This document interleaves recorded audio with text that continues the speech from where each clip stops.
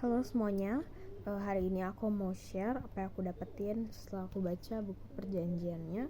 Di sini aku baca mengenai bab 5 benih yang dari Tuhan, tapi aku akan bahas specifically adalah benih pertama, benih dari mana kita berasal. Pastor Berry berkata dalam doanya, biar setiap dari kita mengingat dari mana kita berasal. Kenapa benih ini menjadi benih yang begitu penting buat kita terus berjalan bersama dengan Tuhan?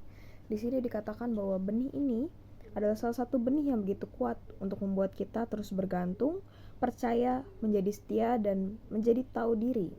Jadi pada dasarnya kita adalah orang yang berdosa. Awalnya kita adalah orang yang kotor, orang yang bodoh. Tapi Tuhan sendiri karena belas kasihannya mengubahkan setiap kita yang menanggung dosa kita dan berjalan di tengah-tengah kita. Benih ini menjadi penting buat kita, yang namanya buat kita pegang supaya kita bisa berjalan lebih lagi bersama Tuhan. Karena dengan ada benih ini dapat menutup segala pintu masa lalu, dan juga benih ini menumbuhkan iman. Bayangkan jika kita berjalan bersama Tuhan, tapi kita tidak mengenal Tuhan itu sendiri, dan kita tidak tahu kenapa harus kita mengikut Tuhan, kenapa kita harus berjalan bersama Tuhan, apa yang Tuhan lakuin di hidup kita. Tapi dengan kita mengingat bagaimana Tuhan mengubahkan setiap dari kita bisa berjalan lebih jauh. Di sini Roh Kudus berkata, seperti yang Roh Kudus katakan, jangan ada lagi yang mengingat dosa yang dahulu, jangan ada lagi yang berdiri ke belakang garis anugerah, dan jangan ada lagi yang berubah setia. Kalau kita mengingat bagaimana Tuhan sudah mengubahkan kita nggak mungkin yang namanya berlambat-lambat, kita nggak mungkin yang namanya melayani seadanya.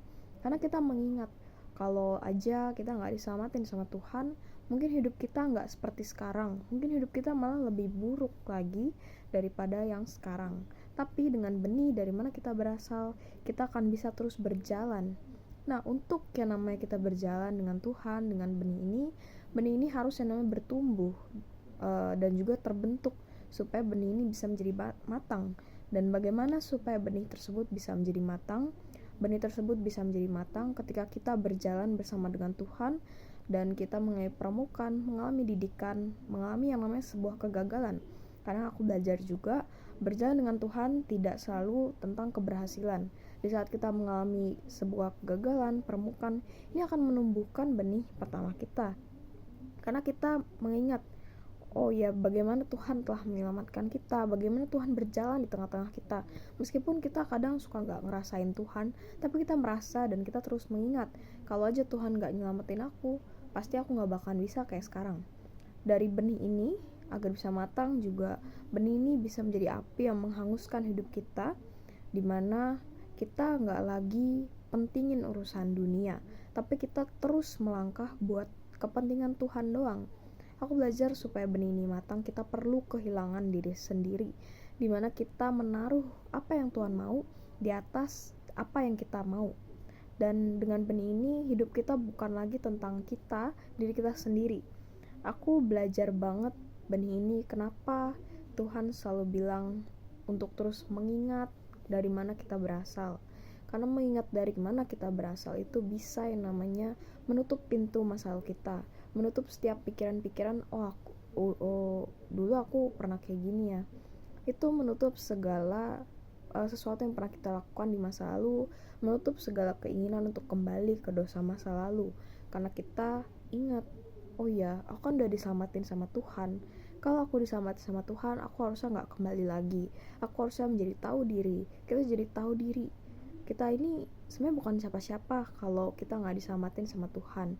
Kita menjadi tahu apa itu, seberapa mahal keselamatan yang asal dari Tuhan.